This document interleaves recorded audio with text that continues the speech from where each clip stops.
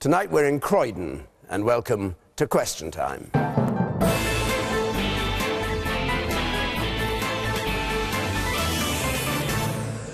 And good evening to you at home, here in our audience, an audience that will be putting questions as yet unknown to our panel.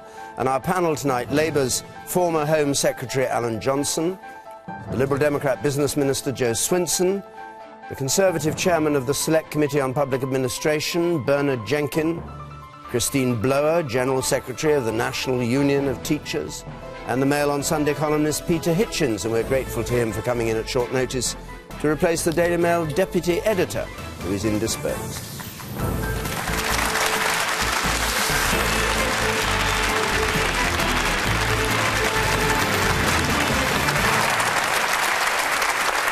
And remember, as ever, you can join in this debate from home by text or Twitter.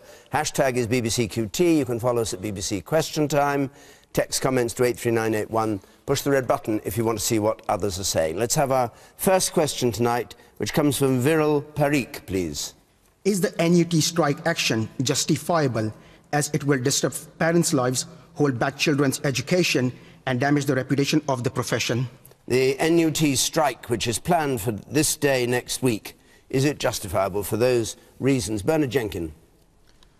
This is really about a dispute about pensions, and there have been plenty of public sector employees who've had the pensions changed because the pensions were very generous compared to what you can now get in the private sector. The police can't go on strike, the armed forces can't go on strike. I don't think it's right that teachers go on strike. What about the inconvenience it causes to others, not just disrupting the children's education, but to the parents who have their working lives disrupted and possibly affecting their incomes?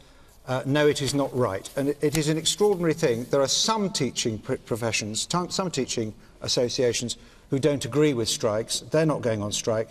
It's only the NUT that is organising a strike. And I think it's unfortunate that a profession as important as teaching is infected with this kind of old-fashioned 1960s adversarial labour trade union approach to resolving disputes.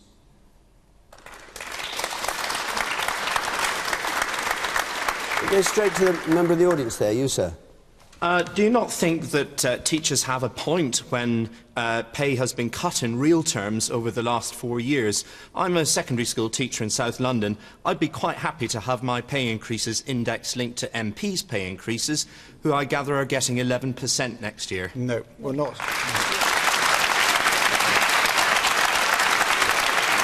Are you going on strike? Are you going on strike on Thursday? I beg your pardon? Are you going on strike on Thursday? I'm not. I'm not a member of the NUT, but I would do if my union sanctioned it. But your union's against it? My union hasn't balloted its members yet, the Association of Teachers and Lecturers. Christine Blower, you're a big recruiting sergeant for him. Yes, if he'd like to join. Now, well, the fact is that the strike action is not the only thing that the National Union of Teachers is doing. We have, for a good number of months, been running a Stand Up for Education campaign.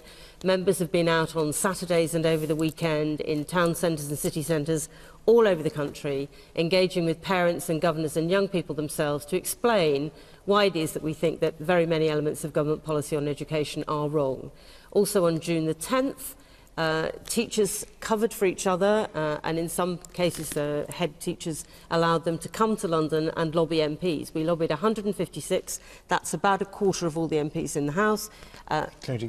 Bernard was actually also lobbied by 2 NUT members.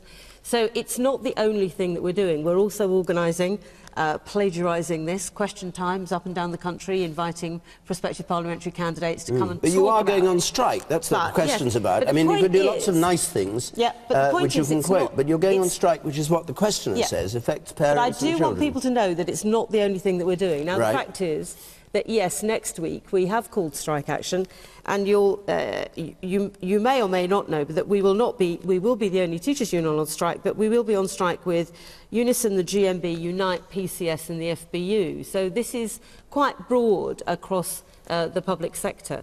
And it isn't, as Bernard says, only about pensions. It's actually also about pay, but it's significantly about workload. Now, Michael Wilshaw says that, at the end of the 5th year of teaching, only 2 out of every 5 teachers who starts in the profession is still there. And that's at least in part because at the moment teachers are working 60-hour weeks. And the thing is, they're not spending that time writing exciting lesson plans and doing all the things that they want to do. It's very largely to do with the dead hand of an accountability regime. So our dispute with government is not just about pay, not just about pensions, it's also about that. And the fact is that actually we're heading towards the place where we will not be able to recruit enough teachers unless we get the pay right, but also, critically, we get the conditions right. So it is across the board for all of those things. Petey Hitchens. Well, the right to strike is an incredibly valuable part of any free society, and I'm very much in favour of it being maintained. But those who decide when to wield it have to be very careful when they do so. And it simply isn't the case that you can just do it when you feel like it or to pursue a political campaign. It must only be done. It is really almost a nuclear option. It is a thing that you actually do only when you really have no alternative. And I honestly don't believe that you have no alternative. The other thing I might point out to Christine Blower is this. The main beneficiary of your strike will be Michael Gove. A man who I believe is a much overrated Education Secretary, but who will make a great deal of the fact that you are opposing him, and will be delighted by the fact that you're publicly opposing him, and will be able to point to the huge disruption to parents. And this is the other point. Anybody working in the public sector, when they go on strike, they don't strike against the government, they strike against the public. And I don't think there's any more futile act that a public sector union could undertake. Okay. You left there, yes. I think I agree with your point. I think if anyone should have a voice, it is teachers. But surely, if you're having an issue with the government, that should not come to the detriment of pupils. Because we are trying as hard as you do. We want you to succeed. We want you to do well. But ultimately, if you are not there, we cannot help you and you cannot help us. Surely there must be another way, over strike action, that you can make yourself more improved, but not at the cost of the pupils. Okay. I'll come back to you. Jo Swinson. Well, I have to say, I think that young woman there put it incredibly eloquently. You know, Christine is right that trade unions do a huge amount of good in our society, and I think when we focus on the strike ballots, we actually are focusing on the one bit of what trade unions do that is actually quite a small part of what they do, because they generally play a very important role in workplaces, in resolving disputes, in training and so on. And actually I think the other things that trade unions do are more effective for achieving the goals. It's been an incredibly difficult 4 years. You know, the economic crisis has affected everybody, and I absolutely understand that your members, Christine, the gentleman in the audience, and so on, people have been really struggling with very difficult pay in times of austerity. And we've been trying to do what we can as the government to make things a bit better, cutting taxes for people on low earnings and so on. But there's no getting away from the fact that it is incredibly difficult. But that is the case for people in the public sector. It's the case for people in the private sector as well. And as that young woman said, there is ultimately a very important job still to be done in educating the next generation. So I think it's incredibly regrettable that this is going to be happening. I hope it is just one day and will be able to be minimised in terms of the disruption to pupils and parents of younger pupils. And I hope that the NUT can actually get back around the table and have the discussions constructively with government to try to find resolutions to these issues. Okay. The man up there with the beard, you sir, and the T-shirt on, yes. I just think it's really important to note that no teacher actually wants to go on strike. They all value their work. But when Michael Gove repeatedly disvalues or doesn't credit professional opinion and professional advice, what else do you expect the teachers to do to have their voices heard? All right, let me just come to Patrick Jenkins actually for point against Troy, and I'll come to you, Alan. Well, I thought it was about pensions and pay, but actually it's sounding a more and more political strike as I hear more and more being talked about. And in fact, the Stand Up for Education campaign, I mean, I looked at the leaflets, there was very little about improving literacy and numeracy in that campaign. That's not the style projected by the National Union of Teachers. I think trade unions are very important. I think it's very important that trade unions should represent the interests of their members. But this strike is not right. But what about the Michael Gove point? Just make your point again, because you say that it's the only way of getting it go, is what you're saying. He has repeatedly ignored all the professional advice about how to handle teaching in this country, and yet... I think you'll find that that's been said about virtually every education secretary for about 20 years. No more. Michael Gove, so much compared to anyone else. I think they said it about Labour education secretaries. All right. Alan Johnson. Well, I'd like to you had this job at one point. Where Peter started, because the question was, is it ever right to go on strike? And it's a part of it's an important part of a mature democracy. It wasn't. The question was, is this strike justified in view of the disruption it causes? Sorry, I misheard you. But look, it's no good everyone saying the right to strike is absolutely important. It's a fundamental part of a healthy, mature democracy. And every time someone's going on strike, you condemn it. So in terms of this particular dispute, the lady there is absolutely right. A union no longer takes strike action, if it ever did, without considering the pros and cons. For a start, it has to be balloted industrial action, so you have to prove that you've got your members' support. And in terms of what's happening at the moment to people's pay and conditions, there's a good argument for a stronger trade union movement in this country rather than a weaker one. And there's also a good argument about how restrained trade unions have actually been in this country. If you look at other countries that have been going through the kind of austerity we've been, there's been a great deal of restraint. I understand this industrial action, and two principal reasons. Health workers are coming. Yes. Health workers are coming. Yes. Yeah, okay, great. Okay. The sky didn't fall in. You know, people. The world didn't end. I think a union that balances their responsibility towards parents as well, and that's always because you can turn public opinion against you. But when you look at the fact that in the health service, the recommendation of the pay review body, which has never ever been rejected before, was rejected by Jeremy Hunt, and he said that health workers couldn't get a 1% pay increase if they were on the incremental scales. If you look at teaching and you see what's happening with performance-related pay introduced into schools, which is affecting your children because the bureaucracy that goes with it. I guarantee that in 5-10 years' time we won't hear any more about performance-based pay. It's a phase that I hope they're going through and will come out the other end. These are big issues for people. They're taking one day's industrial action to draw attention to it. And given all the frustrations they faced, I think that's absolutely defensible. Right.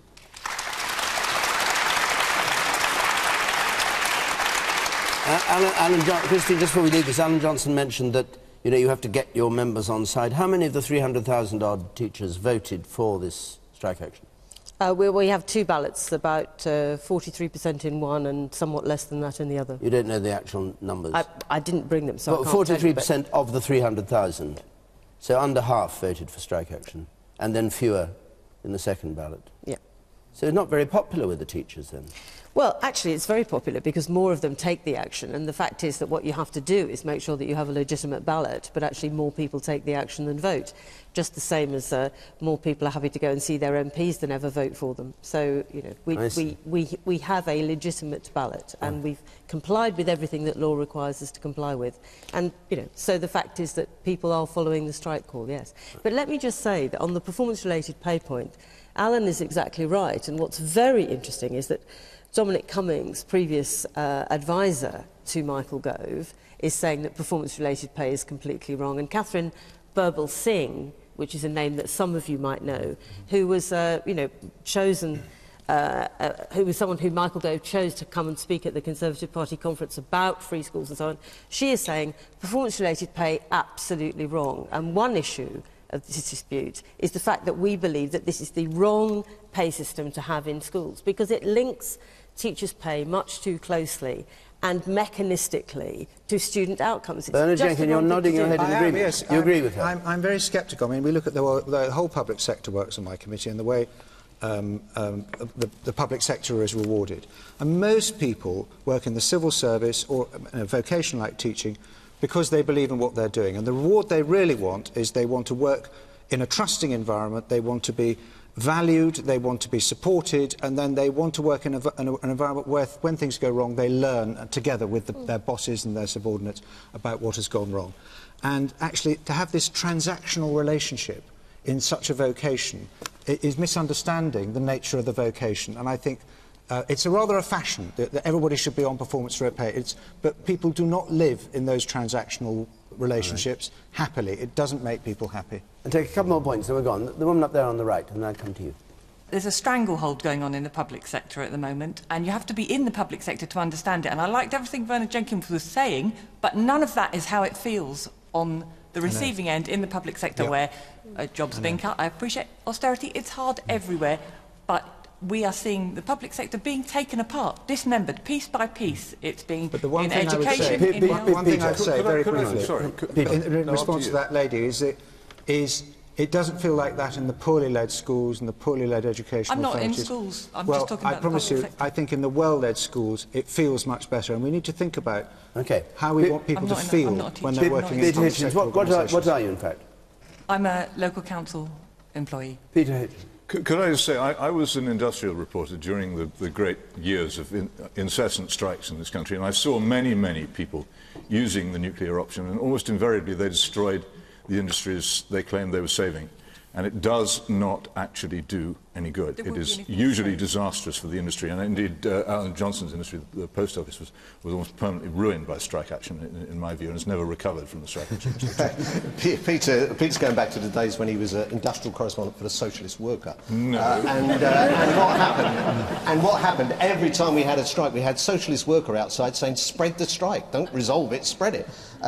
My understanding, Peter's right about one thing, things have changed dramatically since the 70s, and there's things that I think we did in the 70s that when I was in my tank top and flares, I said in the trade union movement we should have done. So, you know, there's not a consensus about these issues, but certainly now, when people are very closely regulated in this country, when unions are probably more regulated than anywhere else in the world, to get to the stage where you're taking strike action is very different to the kind of walkout days that we remember, Peter, from the 70s. All right, let's move on to another question.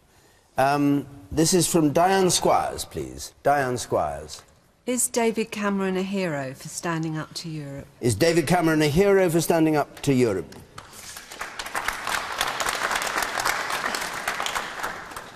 There were some answers there. Jean-Claude Juncker, of course, only 2 people voted against him. Alan Johnson, you start off on this one. Is he a hero? Poor David. No, someone ought to buy him a book on the art of negotiation. I mean, the poor man, every time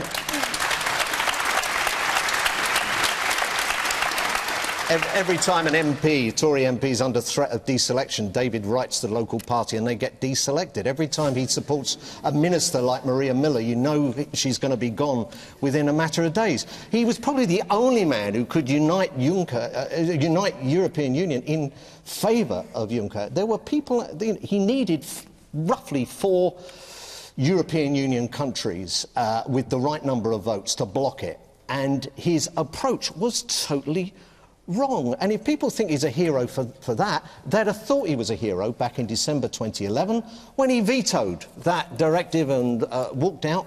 It went through. It went through. The veto meant absolutely nothing. Now, I'm concerned about this because I'm pro-Europe. And I tell you someone else who's pro-Europe as well, David Cameron. If you read Cameron's speech, his Bloomberg speech, where at the end he put in a bit to please people like Bernard and his backbenchers, he made a very powerful case for Europe, one of the best arguments I've ever seen. The bit at the end wasn't about what's right for this country, it was about what's right for the Conservative Party, and that's the truth of where we're going in terms of his policy on a referendum. Petey Hitchens. I'm amazed that this complete fake has achieved such success, that somebody can go... And somebody who, as Alan rightly says, loves the European Union, the words European Union run through him as they run through a stick of rock. A man who, a couple of years ago, made a speech saying the European Union should be extended to the Ural Mountains. This person, who is actually probably one of the most pro-EU politicians in the country, has managed to pose successfully to anybody in this country as an opponent of Brussels is a tribute either to the amazing powers of spin of the Conservative Party or the extraordinary gullibility of members of the population. I just can't understand how anyone can swallow it. He got into this position by accident.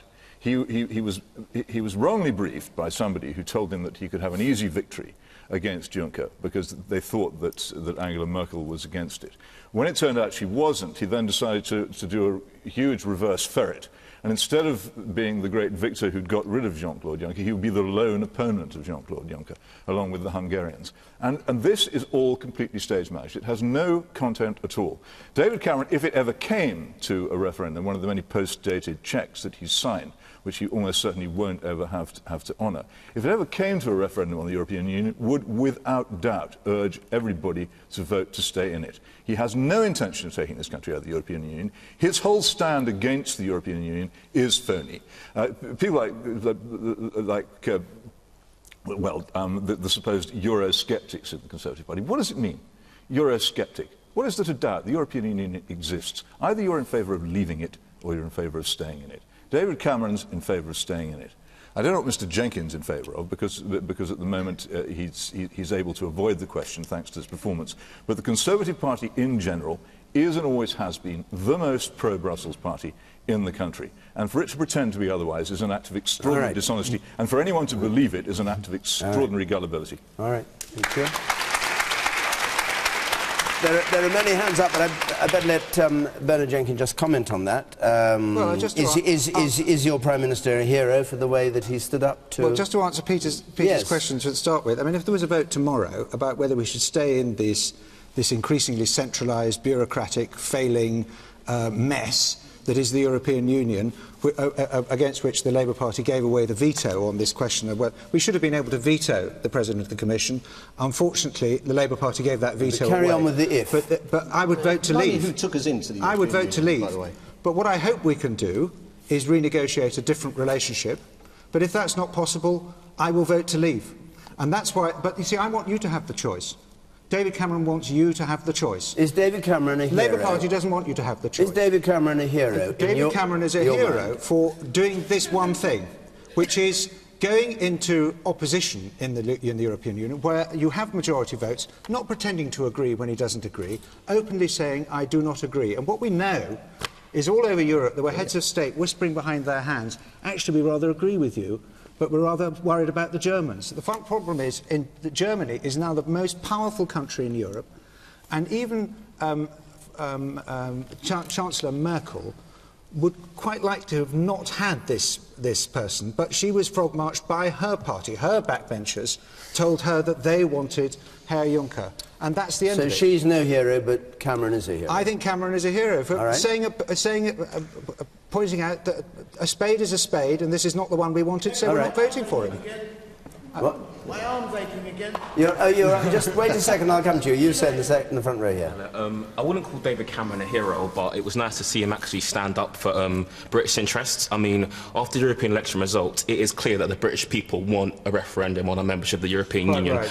And whether he actually sticks to it or not is probably a different story. I can't agree with him. He's slightly phony on this because he's very pro-European. He tries to hide it. But I think... Well, I tell you, if he doesn't do it, he really will have some problems with his backbenchers. Well, if he doesn't do it, he's got backbenchers like you and UKIP to kick him off the backside. He will deliver it. And this week we've introduced another bill to make it law that there will be a referendum by 2017. No doubt the Liberal Democrats and Labour are going to block that bill in the laws in Parliament. Well, I hope they're not going to, because the signs are that they're going to let it through, and then we can put it through the House of Lords because it's the second Johnson, time. Even the Green Party are offering a referendum, so you might as well offer one as well. Your party should. Is that how politics works? So everyone else wants it, so we... No.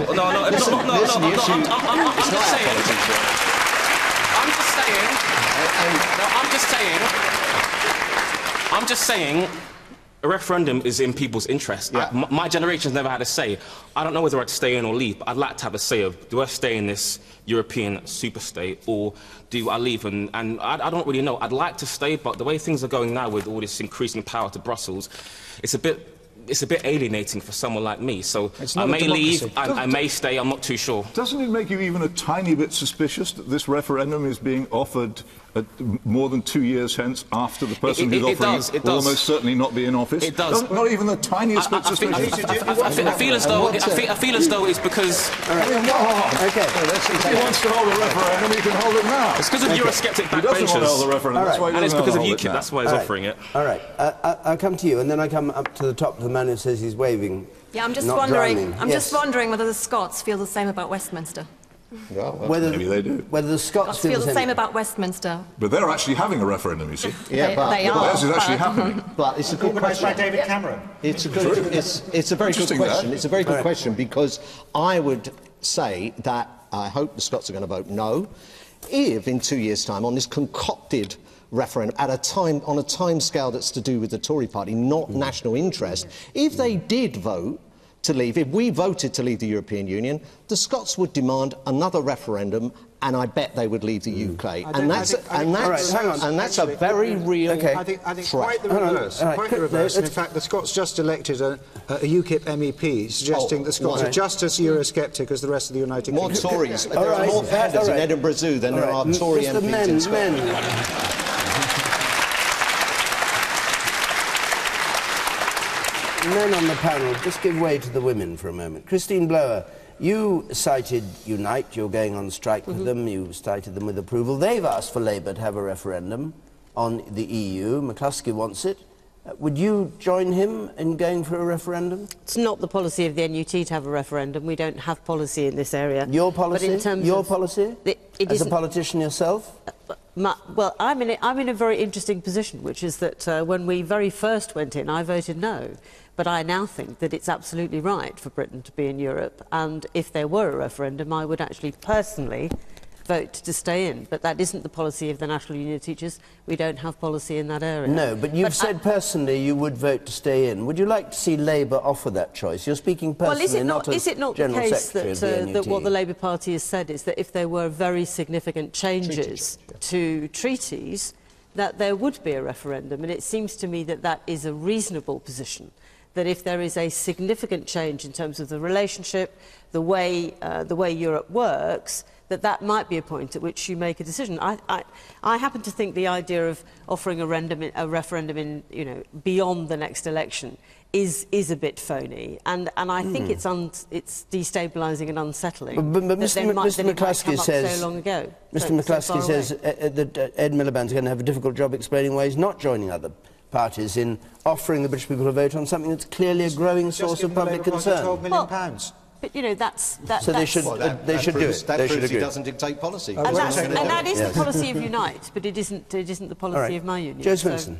Well, I think the Can gentleman... you remember the question? Yeah, is he a hero? Is David Cameron a hero, yes. And you're in the government with him. So, I am, but that doesn't mean that on every single thing that we will always agree. We're on a coalition government, and so I would say my answer to that question is no.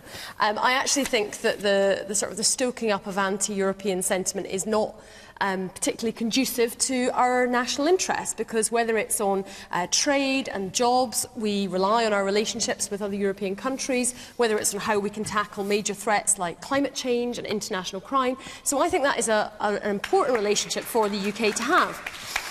And I hope that in a future referendum, and I think there will be a referendum, I hope that we will vote to stay in. I think that there are changes we should make to Europe. It's not a perfect set of institutions. We should certainly reform it.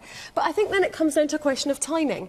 Rather than picking a date out of the air at random of saying, well, it should be 2017, what we've legislated for is picking up exactly on the point the gentleman in the middle said. He said he felt uncomfortable about more powers going to the European Union. And so when there is a treaty change, and of course it's quite feasible that with all of the changes in the Eurozone as they work themselves out after the financial crisis that we've faced, that there may well be some treaty change. And at that point, a referendum would kick in, as per the legislation that we've passed. Hang on, what changed your mind on all this? Because you used to say the exact opposite. It's no good having a vote on the Lisbon Treaty, you said. What we need is a vote on the principle of whether to be in or out. Well, why have you changed your mind? You're now saying if there's treaty change, it's worth it. Why don't you ask Clegg, who's against it, to say, look, you'll do well with the British public? We're saying if there's treaty change, we should have a vote, but that the only sensible question to have would be on whether or not we should be in or out of the European Union. And that's when we should do so. But it's completely dishonest, this, because the European Union treaties take power from our own country every day. Every court judgment, every new directive is taking power from our country. And if we want that to stop, we need to change the treaties. If we won't change the treaties, well, then you're going to have to accept that the City of London becomes regulated by the European Union, that we have open borders with the rest of the European Union, we can't control our immigration with the rest of the European Union. You're going to have to accept that all these things keep happening to us and there's nothing we can do about it. Let's the man at the very back there. Oh, thank you, David. I'll put my arm down, as you said now. Now, this situation with regard to treaty changes sounds like Batman and the Riddler. You know, David Cameron's offering he'll give the British public a referendum if he wins the general election. And then you've got the other so-called three main parties all, you know, up against this situation with regards to us having a referendum. Why cannot the British people be allowed to put the great back into Great Britain and give us a referendum so we can make up our own mind? We're the experts out here. We know what's going down. Let's put the great back into Great Britain. All right, we're the experts. You, sir, what do you think? Man with spectacles here on the right. I'm coming back to the fundamental point about David Cameron. He missed a chance where he could have nominated an alternative to Juncker, which was by staying in the EPP and getting it all sorted out there. It wouldn't need to be a hero. And the woman there, I'll come to you, sir, in a moment. The woman there in the second in, yes, you. Yes, you. I think a yes-no referendum is too simplistic for such a complex issue. For the public to decide, saying no or yes is too simplistic. You need reform, and perhaps what a better solution would be, yes, we want to stay in with no reform. Yes, we want to stay in, but we want reform in the EU, or no, we want to come out completely. Yes or no is too, like, there's too much dichotomy between the options. Too brutal. Yes, exactly. But if there was a renegotiation offered and undertaken, and a Prime Minister, say Cameron, were you in a position to do it, would you then think it was right to say yes or no? If you've had a renegotiation of the terms of Britain's membership? Yes, I think if there was a change in the way the EU was run, I think then you'd be in a position to be able to say yes or no. This is a myth. The whole idea of renegotiation is a complete fantasy, just as the idea there was any alternative to Jean-Claude Juncker. If it hadn't been Jean-Claude Juncker, the EU keeps cupboards full of men in grey suits, exactly like him, dozens of them, and there would have been another one available. To complain that a European Union official is a federalist is like complaining that a bicycle has handlebars. That's what they are. That's what they're like. There is no renegotiation.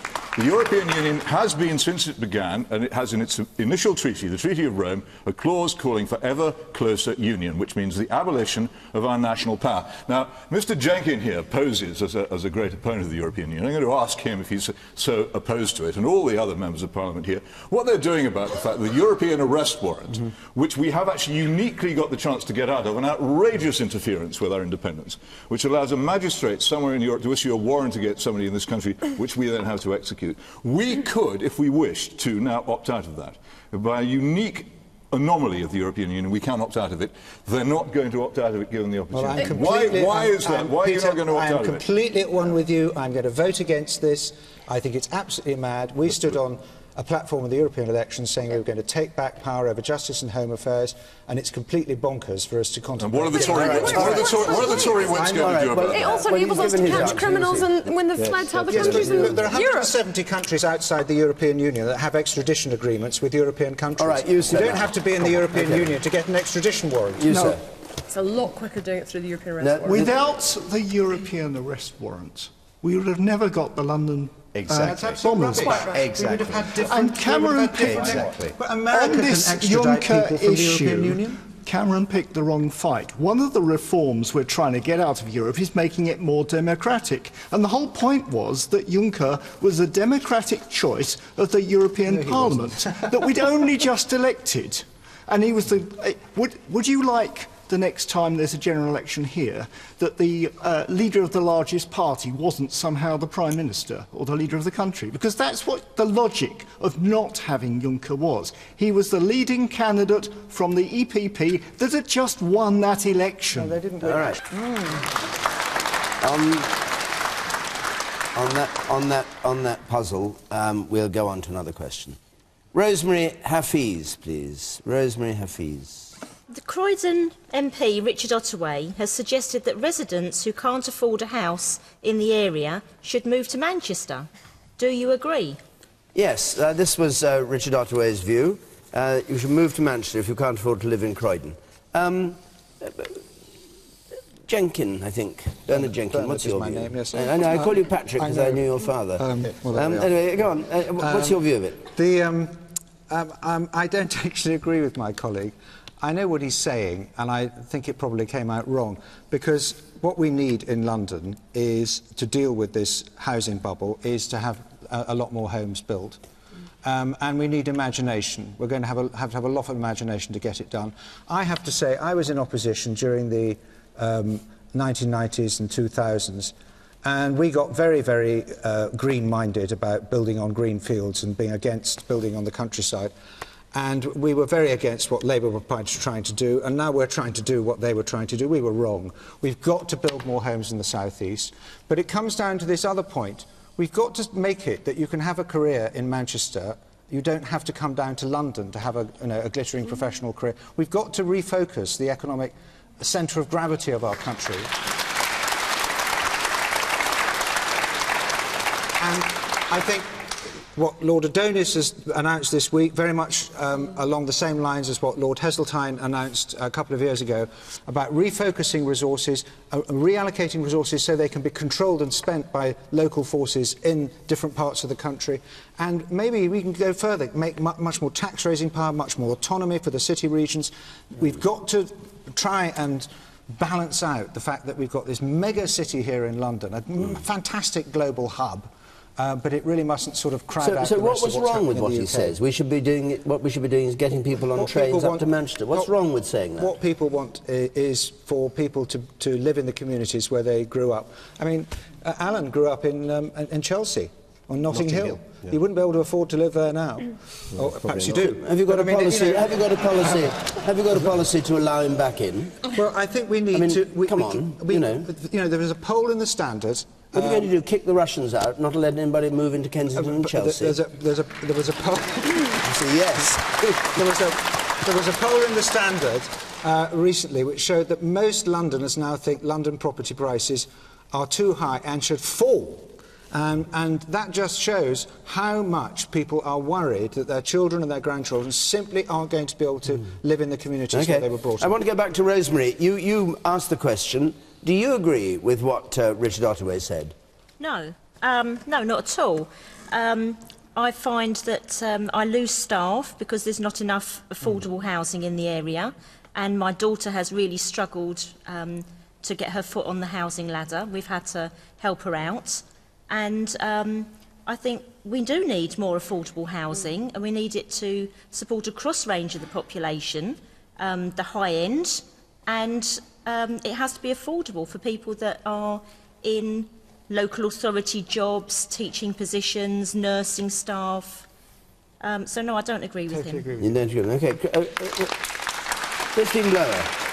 Well, I'm astonishingly large measure of agreement with what Bernard Jenkins says. I mean, the fact is that the Royal Institute of Architects this week brought out a report saying that we need to build 300,000 homes a year for the foreseeable future because we just haven't been building enough, and that we do have to think about whether every bit of the green belt is actually doing what it needs to do and where we do decide to build. But critically, we have to make sure that there are affordable houses for people who want to stay in the area where they grew up. For example, I live in Hammersmith and Fulham, where almost all the development over the past 8 years has been distinctly unaffordable for anyone who actually, are the sons of daughters of working people who live in Hammersmith. And how do you achieve it? How do you achieve it? Right. Well, you obviously have a policy of building some social housing and some part ownership and all of those kinds of things. But it also is that you have to think about where else you can build. And the fact is that, according to the architects, there are bits of the green belt on which we could build because actually it's not good amenity green belt. So we have to use all the brownfield sites we've got, but also we have to make sure that there aren't, and I believe that there still are very large numbers of these, that there aren't large numbers of unoccupied houses in city centres, whether they're in London or whether they're in Manchester. And absolutely, I think that we shouldn't be focusing everything on London and the South East. I don't personally want to go and live in Manchester because I live in London and have lived in London for a long time. But I do want there to be sufficient housing in Manchester for those young people who grew up in Manchester to be able to move out from home and actually sustain themselves in their own home on the kinds of jobs that they can get. Yeah, I mean, Ottaway's point was that it was much cheaper to live in Manchester and you should leave London if you can't afford to live here. But the point is that there is no reason why people should have to leave London if actually they want to live in London. Well, Manchester is a vibrant and wonderful city, but I don't think people should be forced to move to entirely other parts of the country. They are in the BBC. The BBC forces them all to go and live in Salford. I mean, I think it's, you know, it's common certainly in the area where I represent that people who are, you know, trying to get onto the housing ladder can't necessarily do so particularly easily, very close to the area where they grew up, and they might have to be sort of moving a little bit further away initially as they get onto the housing ladder. But I think 200 miles is a little bit extreme for that, and people do live in communities, and those family ties can be incredibly important. But do you think the government's housing policy is right? Do you think the right number of houses are being built? And if not, why not? Well, we need to build more houses. I don't think anybody would... we are building more. We are. We're building 450,000, you know, since the general election, which is, you know, a significant increase, more than double than the number that were being built in 2009. Harold Macmillan, the Conservative Prime Minister, built 300, when he was Housing Minister, 300,000 houses a year, and that was when the population of the country was smaller and may have been more space. Why couldn't you have done that? We do need to ramp up and build many more. But why haven't you? Well, there's various things that have made it difficult, not least within construction, with the economic crisis that we've faced. We're looking at more garden cities to have, you know, new places that can actually, on, you know, good transport lines that can become new hubs and new communities that can be built. I think we need to get a lot more inventive with brownfield as well. I mean, it always strikes me, and I never cease to be surprised in London, in some of the little corners where it's, you know, it's in zone 1 or in zone 2, and yet you've got sort of derelict buildings that don't seem to be anything having done. I don't want to stop you in full flow, but what do you do? Because you can say we haven't built houses as a government, but actually it's the developers who do the building. Yeah. What can you do to get developers to build on these brownfield sites, on these areas where they seem unwilling to do? Or are you saying that actually government should build houses, that councils should build more houses? Councils also should. I mean, for example, one of the things which Nick Clegg set out very clearly in terms of our plans for the future is to say that we need to be making sure, once we've dealt with the deficit, that we're changing the way the fiscal rules are to make sure that we particularly have investment and we borrow to invest in house building, because we do need many more homes. That's ultimately the only solution to this issue. I think one of the other issues in London is the number of properties that are being bought up by foreign investors and not even necessarily even lived in, but you've got sort of empty properties.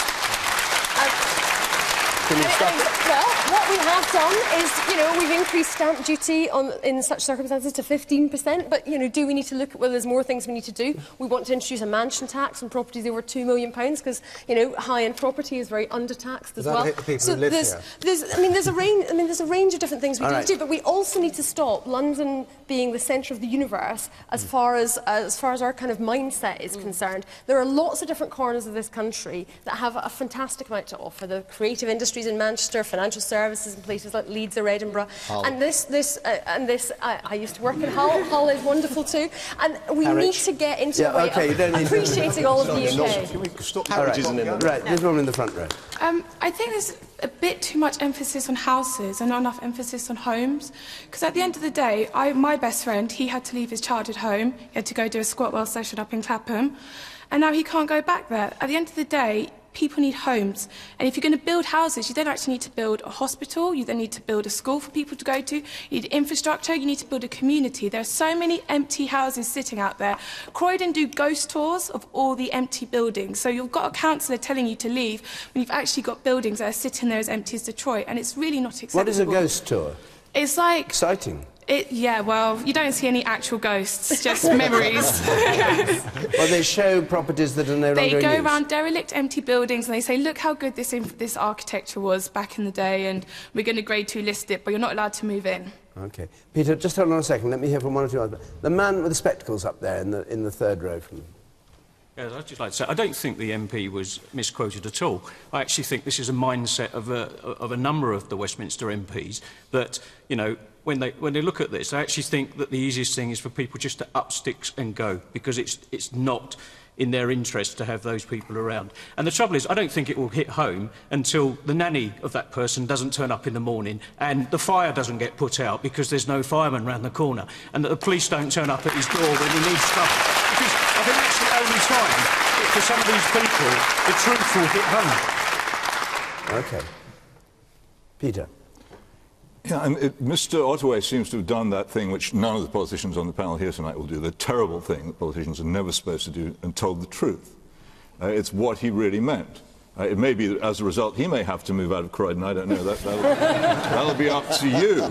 But this whole subject is the reason why people like me, I did it before, I'll do it again, have been banging on, as we've accused of been doing, about the European Union, because the reason for our housing crisis is quite simply this, that we have had, thanks to our open borders imposed on us by the European Union, the greatest wave of mass immigration in our national history, begun under Labour, continued under the coalition, and that's why there aren't enough houses.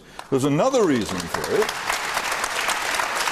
And I say this not because there's only much we... No, I'm not blaming... I'm absolutely not blaming the immigrants. The people who came here... The people who came here were perfectly reasonable to come here. They were encouraged to come here by governments. They came to better themselves. I don't blame them in the slightest. What I blame if you'll let... He had to move out of his house because immigrants moved in. He had to move out of his house because the council realised they could sell it for £2 million and some rich people could move in. It's nothing to do with them at all at the end of the day. It's a wholly separate issue, but to say that I'm blaming immigrants... It's not a separate issue, it's a housing issue. No, to say that I'm blaming immigrants is a straightforward, big, fat lie. And it is a lie, and I reject it. It has nothing to do with the immigrants, it's to do with the politicians. They did it, they opened the borders, and they made it happen, and we're going to have to find some accommodation with it, but I do not think they should escape the blame. I think when we realise that our country, much of our country, is going to have to be concreted over because of this, we should always remember who made that happen. There's another aspect to this, which is that government after government, repeatedly failing to find any way of genuinely stimulating the economy, has gone over and over again into the creation of housing bubbles to create the illusion of prosperity. It's going on now. It's both dangerous for the economy and very, very bad for people who have to live in houses. For most of us, it doesn't matter what your house is worth. You can't sell it and go and live in a tent. What matters is whether you can afford it and whether your children can afford to buy a house in the future or indeed rent one, which is increasingly what they have to do. This policy, combined with the mass immigration, is disastrous for both of those things. Blame them for it a bit more, would you? Get rid of them and put somebody else in. All right, Peter, thank you. And you say that. And then up to you at the very back. Yes, I take two more I think points. house affordability is a question which affects everybody, and it will affect more the next generation. I have a couple of suggestions. I think one is we need to either tax or have some government policy where we can force builders who are having huge amount of land banks so that they can start building immediately rather than waiting for inflated house prices to get major profit. Second is, especially in London area, we need to look and get a government coherent policy for vacant houses. And third, I do agree, I think immigration is also one of the angles which we have to look into. You know, we can't start categorizing people into by giving them certain labels just because they are making this valid point. I think it's high time we all are honest about the situation. Right. Alan Johnson. Well, I heard Peter's arguments when I was a kid in Notting Hill, and when people were coming over from the West Indies to work in our NHS, to drive our buses, to work in the post office. And we heard the same things then. We had, I'm not associating you with this, Peter. We had yes, you are. You are. It's a straightforward smear. I think you should pull back from it while you still can. It's a smear. We had Mosley on the corner saying exactly the same thing. And it was always blame the immigrants. Now, on this issue in particular, the argument is ludicrous. The argument is ludicrous. There was a housing crisis. David just mentioned 300,000 houses a year under Macmillan, 250,000 before him when Nye Bevan was the housing minister. We've never got to grips with the housing problems we've got in this country. In London now, the cost of moving from a two-bedroom flat to a three-bedroom house, reported this week in the Evening Standard, is £135,000 pounds, 4 times the London average wage. Now, the point that Joe made was right about the need to build extra houses, and Bernard said it as well. But the time to have done it was over the last 4 years. It has never been cheaper. It has never been cheaper to construct houses than over the last 4 years. All these houses are going to have to be built eventually. We could have stimulated the economy. Instead of that, Osborne cut back on the capital spending budget. And so we're still talking about the same things that we should have been doing 3 or 4 years ago. I think the woman very back there. Well, I have to disagree about what Ottaway said about having to upstick families away from the area if they can't afford it. The point of it is that there are families out there that do have children but have other family members to help them look after them. How are they supposed to do that if they're moved out the area? OK. And I take one more point from the person there, the woman in the back. Yes. Well, surely the housing crisis is due to the widespread selling off of council property due to right to buy, which was one of the most divisive policies of the Tory government. OK, Bernard Jenkins, do you just want to answer that point? Well, I mean, it's a policy that the Labour Party carried on with, and in fact the people living in those houses, whether they're owned by the council or somebody else, I mean, maybe we should have built more council houses, and we're now building more council houses. And, but actually, every suggestion that's been made, really, when I said we need some imagination, we're going to have to build really big new settlements, and Boris has got this brilliant idea to who's Boris? Who is Boris? You're showing your age. Boris Johnson's got this brilliant idea of moving Heathrow Airport to the Thames Estuary, which would create a huge opportunity to create a new city on the site of Heathrow, build hundreds of thousands of homes and a high-tech city. You're in favour of this? That is, yes, I very much am. All right, fine. And that is the kind of imagination we're going to need to tackle this problem. But I mean, I just say one thing. We politicians have allowed this extraordinary influx of population into this country. I mean, all right, well, that point's been made, so I'm going to stop you there, and we'll go on to our final question, because we've only got a couple of minutes left. And this is from Andy Richardson, please.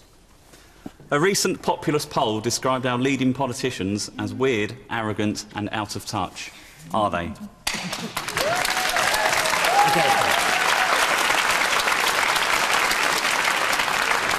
Be brief, Bernard, if you would, but you can answer that first. Me? Yes.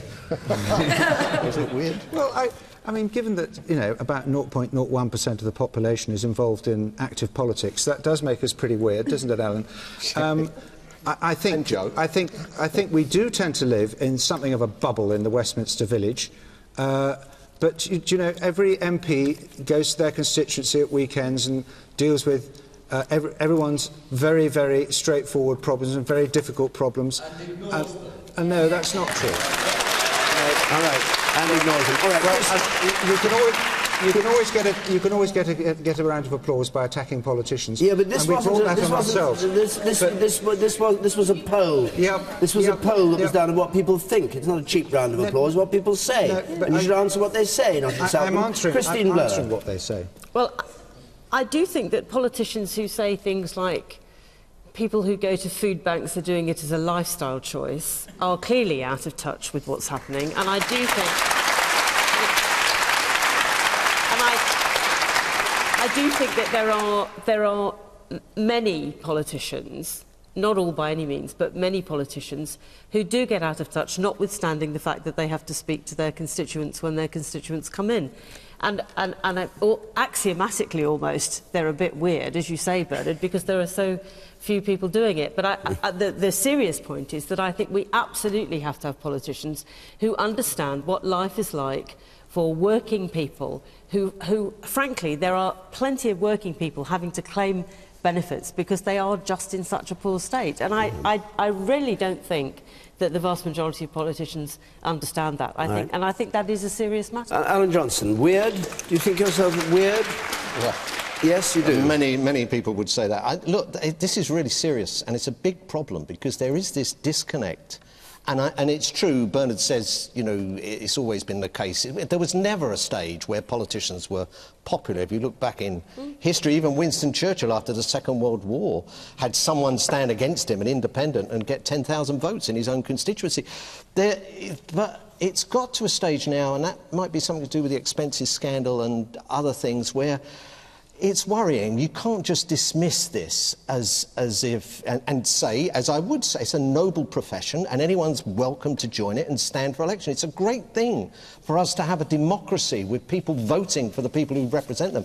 Go to many places in the world, not too far away actually, if you go across to Russia, you'll see communities that really would be desperately keen to have that system. But if we've got to the stage now where so many people feel this, and whether it's the institutions, whether it's the way MPs behave, whether it's the process, we've got to tackle it, because we can't just dismiss this. And I think whatever the solutions, and I can't come out with them tonight, whatever the solutions, we have to take it seriously, all parties across the House, because I've never known this disconnect be so bad. All right, the man in spectacles there in the middle. No, hang on.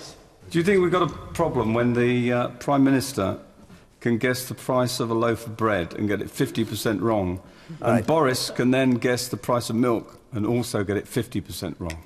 Joe Swinson, and be brief, because we really have overrun our time now. Yeah, I do think that, you know, being very actively involved in politics, whether you're an elected politician or indeed the fantastic people in all of our constituencies who go out there at the weekends and knock on doors and give up their evenings and so on, yeah, that's not the norm, and so perhaps that is a bit weird. But I also think that people often have a different view of politicians as a group than their own elected councillor in their community or their own member of parliament. So, I mean, I'll often have people that will be, you know, explaining their frustration to me when I'm out knocking on doors or in my constituency about politicians, and, you know, and I'll say something and they'll go, oh, I don't mean you. And so I think that there is sometimes this sort of disconnect between what people's actual experience can be, and it's not always the case, and I appreciate, given some of the comments tonight from the local member, then that might not be the right audience for that. But there is often, I think, people have sometimes an appreciation for their local councillors, their local members of parliament, that they've perhaps been helped by at their local constituency surgery, and they don't necessarily think that that's the same. Petey Hitchens. Some of them are all right, but most of them are pretty much like us, and that's one of the problems. But the other thing is that they cannot become politicians. Alan goes on about being elected. You don't get elected, you get selected by the parties. And you cannot get selected by the parties unless you accept various stupid, outdated, discredited ideas which still obsess our political class and which have been exploded in the eyes of almost all the rest of us, which they will not give up. And that is the real reason for the disconnect between them and us. They are still thinking in categories and ideas which were discredited many, many years ago, and you can't get into the magic circle unless you accept that. And until that changes, until these three parties are ejected from Westminster and replaced with ones which truly represent what we're worried about, that won't change. Precisely because of that. Because your party would never select me, his party would never select me, your party would never select me. It's not, and it is ugly. No, wait a minute, this is so... Do you not see how parliamentary elections work? You vote at elections for those put before you by the major parties. If anybody outside that stands, they haven't a hope. It's that point of selection which is the point at which people... It is exactly the point at which people get into politics. All right. How did Caroline Lucas get elected in Brighton? Well, how did she get elected? Because it's Brighton. How did Dick Savell get elected? All right. Our hour is over. This is... Next week's going to be the last question time until the autumn, and we're going to be in Inverness next week. And for a change, we're going to have no politicians on the panel. There's going to be a panel made up of musicians and businessmen and journalists. And we're going to be back on the 25th of September. That's after the Scottish independence vote. And we're going to have the programme from Kelso, which is close to the English border. And what we're looking for on the 25th of September is an audience made up in part from people from England, in part from people in Scotland, clearly to debate the result of that referendum, and of course whatever else is in the news. Now, if you want to come to either programme, Inverness next week or Kelso on September the 25th, go to our website, the address is there on the screen, or call us 0330 123 9988. As ever, if you're listening to this on 5 Live, the debate goes on Question Time Extra Time. But my job now just to thank our panel and all of you who came here to Croydon to take part. Until next Thursday, when we'll be in Scotland, good night.